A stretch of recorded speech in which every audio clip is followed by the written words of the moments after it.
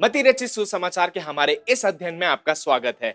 आज हम मत्ती के 5वें, 6वें और 7वें अध्यायों में पहाड़ी उपदेश में दर्ज तत्वों पर विचार कर रहे हैं।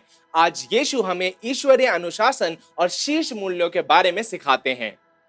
पहाड़ी उपदेश में यीशु हमें दिखाते हैं कि कैसे हम संसार की समस्याओं के समाधान का हिस्सा बन सकते हैं। हम कैसे पृथ्वी के नमक और जगत की ज्योति बन सकते हैं।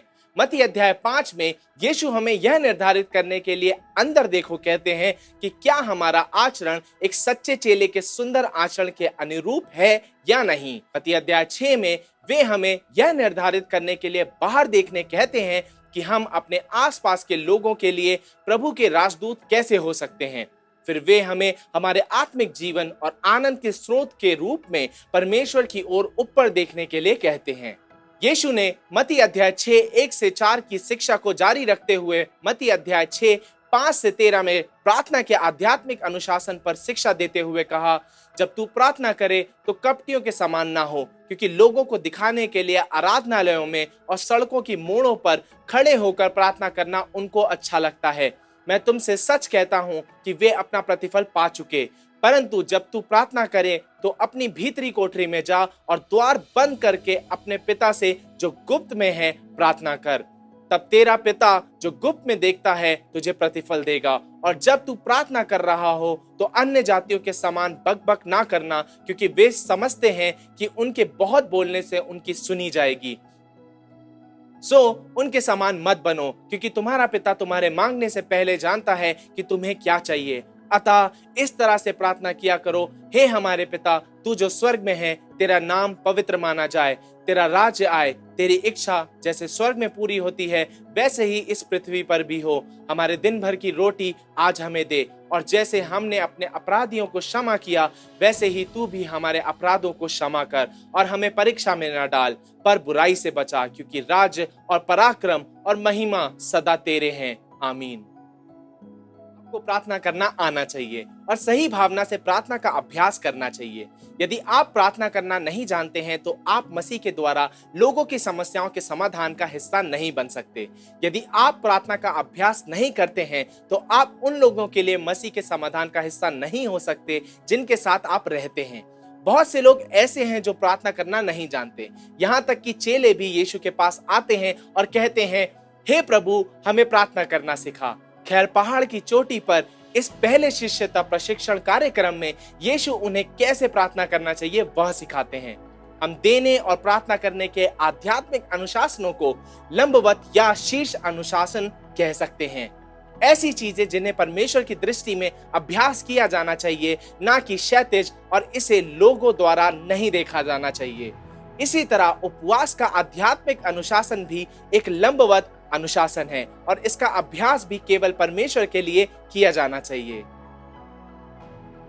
देने, प्रार्थना करने और उपवास करने के आध्यात्मिक अनुशासन लोगों को प्रभावित करने के लिए इन्हें लोगों के सामने करने का प्रलोभन देते हैं। इस प्रकार हम बहुधा इन अनुशासनों का अभ्यास लंबवत की अपेक्षा क्षैतिज रूप से करते हैं। मत्ती अध्याय 6:5 में यीशु हमें निर्देश देते हैं, परंतु तुम जब प्रार्थना करो तो अपने भीतर के कमरे में जाओ और अपना द्वार बंद करो और अपने पिता से जो गुप्त में है प्रार्थना करो, और तुम्हारा पिता जो गुप्त में देखता है तुम्हें प्रतिफल देगा। यीशु हमें इन अनुशासनों का अभ्यास अपने लिए करना सिखाते हैं, ना कि सार्वजनिक रूप से प्रतिफल पाने के उद्देश्य से। जब यीशु हमें सिखा लेते हैं कि प्रार्थना एक लंबवत चीज है, तब वे हमें सिखाते हैं कि कैसे प्रार्थना की जाए। वे हमें वह देते हैं जिसे प्रभु की प्रार्थना के रूप में जाना जाता है। वे संक्षेप में कहते हैं, जब तुम प्रार्थना करो तो इस प्रकार से प्रार्थना करो। पुराने रब्बी विभिन्न याचकाओं और प्रशंसा के साथ निर्धारित प्रार्थनाएं देते थे जो यहूदी लोगों के लिए मदद के रूप में काम आते थे जब वे प्रार्थना करते थे।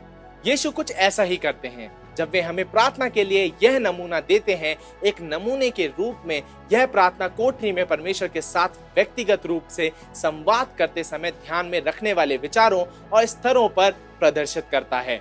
सार्वजनिक रूप से एक सिखाने के साधन के रूप में प्रभु की प्रार्थना को बोला जाना सही और लोकप्रिय है, लेकिन इसे प्रार्थना की कोठरी में परमेश्वर के साथ व्यक्तिगत संवाद का स्थान नहीं लेना चाहिए।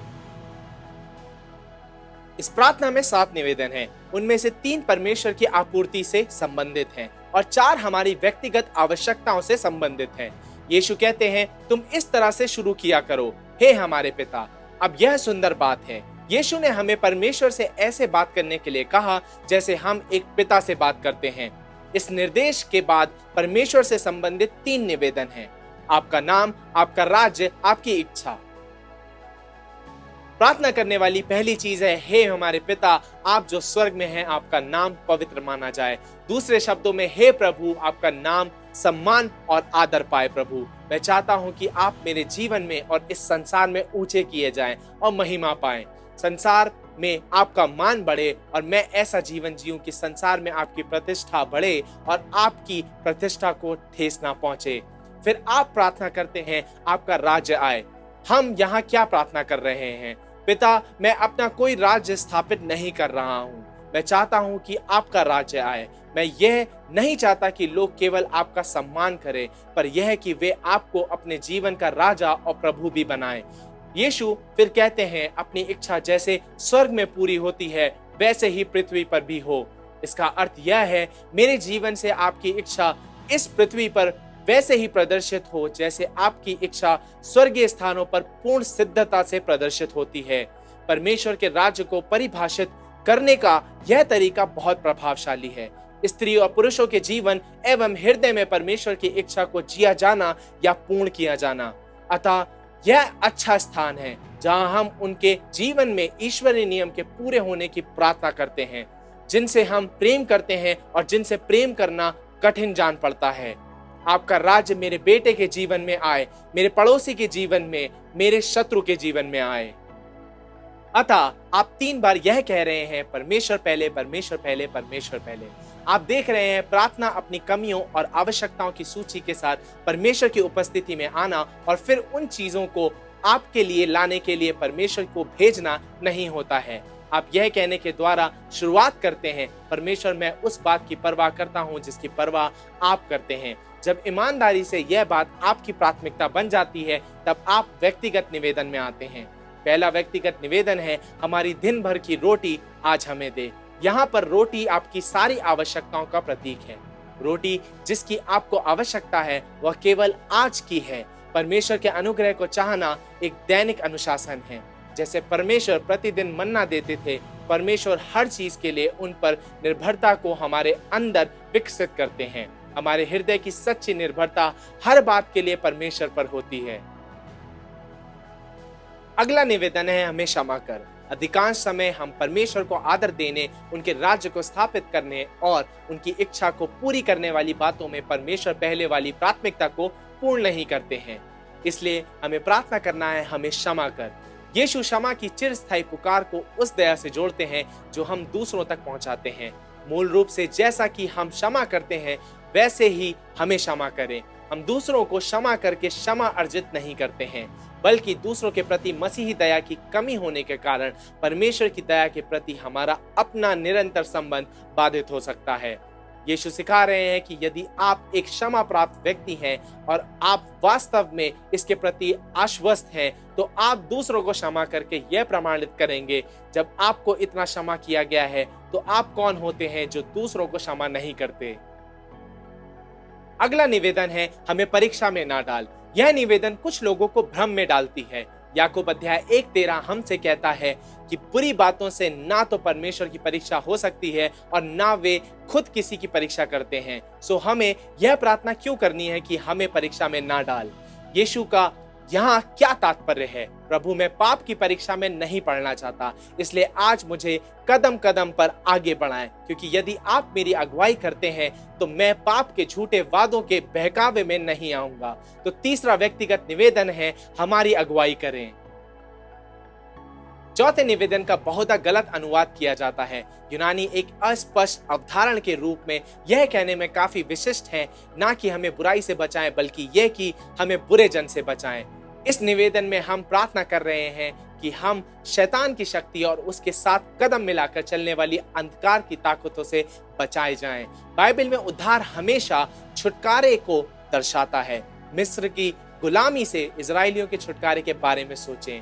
परमेश्वर ने उन्हें दुष्ट उत्पीड़कों के हाथ से छुड़ाया, ठीक इसी तरह हम अंततः शैतान की शक्ति से प्रतिदिन छुड़ाए जाने के लिए प्रार्थना कर रहे हैं। इस प्रकार हम यह निष्कर्ष निकाल सकते हैं कि हमें दे, हमें क्षमा करे, हमारी अगुवाई करे, हमें छुड़ाए। प्रभु की प्रार्थना में ये निवेदन हमारे व्यक्तिगत जीवन से संबंधित है। इसलिए इन सब बातों को एक साथ रखें। ये वे बातें हैं जिनके लिए आपको हमेशा प्रार्थना करनी चाहिए। पिता, मुझे परवाह नहीं कि कोई मेरा नाम जानता है या नहीं, लेकिन मैं चाहता हूं कि वे आपका नाम जाने और आपके नाम का सम्मान करें। पिता, मैं अपना कोई राज्य स्थापित नहीं करना चाहता हूं, परंतु मैं आपके राज्य को आता हुआ देखना चाहता हूं। मैं चाहता हूं कि लोग आपके अधीन आपकी प्रजा बने। मैं आपकी इच्छा को पृथ्वी पर और अपने जीवन में वैसे ही पूरी होते देखना चाहता हूं जैसे वह स्वर्ग में पूरी होती है। अब उस अंत तक पिता हमें वह दे जो पवित्र जीवन जीने के लिए हमें आवश्यक है। हमें क्षमा करे जब हम असफल हों, हमें अपने मार्गों में आगे बढ़ाएं और प्रलोभन से दूर ले जाएं और हमें शत्रु की शक्ति से छुड़ाएं। अब आइए देखें कि प्रार्थना कैसे समाप्त होती है। मत्ती अध्याय 6:13 में यीशु इसके साथ समाप्त करते हैं, राज्य और पराक्रम और महिमा सदा तेरे हैं, आमीन। इसलिए आप अपनी प्रार्थना को उसी तरह से समाप्त कर रहे हैं जिस तरह से आपने इसे शुरू किया था, परमेश्वर की महिमा के साथ। आप जो कह रहे हैं वह यह है, पिता, मैं जानता हूं कि इस प्रार्थना का उत्तर देने की शक्ति आपसे आने वाली है और इसलिए महिमा हमेशा आपकी होगी और परिणाम हमेशा आपके पास रहेगा। अब हमें भंडारीपन और प्रार्थना के आत्मिक अनुशासनों के बारे में बताने के बाद यीशु हमें पहाड़ी उपदेश में उपवास का आत्मिक अनुशासन सिखाते हैं। यीशु हमें याद दिलाते हैं कि उपवास का यह आत्मिक अनुशासन देने और प्रार्थना करने की तरह लंबवत होना चाहिए।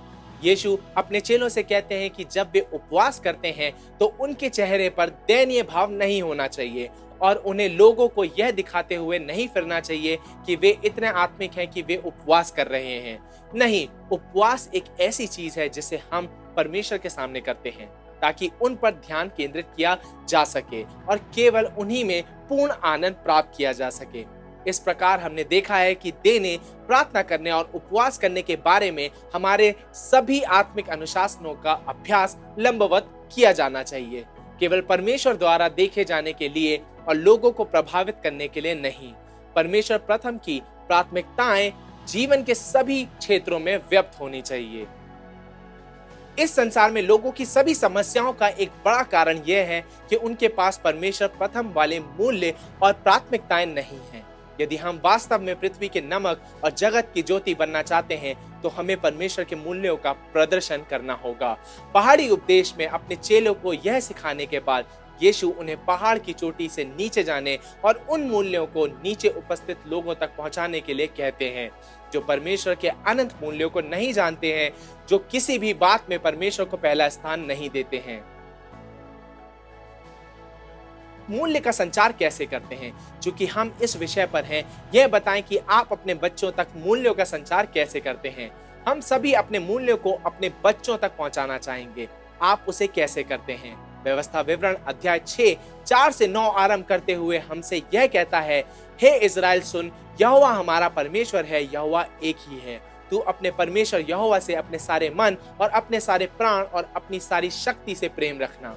ये आज्ञाएं जो मैं आज तुझे सुनाता हूँ वे तेरे मन में बनी रहें और तू इन्हें अपने बाल बच्चों को समझा कर सिखाया करना और घर में बैठे, मार्ग पर चलते, लेटते, उठते इनकी चर्चा किया करना और तू इन्हें अपने हाथ पर चिन्ह के रूप में बांधना और ये तेरी आंखों के बीच टीके के समान हो। तू इन्हें अपने घर के चौखटों की बाजुओं और अपने फाटकों पर लिखना।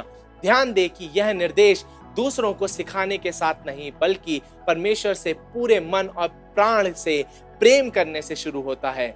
फिर हम बात करते और सीखते और सुधारते और इंगित करते हैं। व्यक्तिगत उदाहरण पहले आता है और मौखिक निर्देश बाद में। हम इन मूल्यों को निरंतर आधार बनाकर जीते हैं और उनके महत्व को प्रकट करते हैं। अब यदि हमारे बच्चों के लिए यह सच है तो हम मसीह के चेलों के रूप में इस संसार के लोगों के मध्य परमेश्वर के मूल्यों का संचार कैसे करें? खैर, यहाँ फिर से हमें नमक को मांस पर मलना होगा और प्रकाश को अंधेरे में चमकना होगा। नमक का उद्देश्य पूरा नहीं हो सकता यदि वह केवल नमक के बर्तन में पड़ा रहे। मूल्यों को व्याख्यान करने के बजाय अवशोषित किया जाता है। यदि आप किसी मूल्य को लोगों तक पहुंचाने जा रहे हैं तो आपको वहां जाना होगा जहां लोग उपस्थित हैं। उनके सामने उस मूल्य को जीना होगा, उस मूल्य को सत्य के रूप में प्रदर्शित करना और फिर उस मूल्य के महत्व को समझाना होगा। हमने सुन लिया है कि आत्मिक अनुशासन को जीना और अपने हृदयों और अपने समुदायों में परमेश्वर की महिमा और उनके राज्य के शासन की खोज करना क्या होता है। तो आइए स्वयं से पूछें कि क्या हम इन सच्चाइयों को जी रहे हैं? क्या हमारे दैनिक जीवन जीने के तरीके से लोग जान पाते हैं कि हम मसीह के चेले हैं? यदि ऐसा है तो क्या हमने उन्हें समझाया है कि हम क्यों उस तरह से जीते हैं जिस तरह से हम जीते हैं? मेरी प्रार्थना है कि आज इस पाठ को समाप्त करने के बाद आप स्वयं को इन तरीकों से परखें।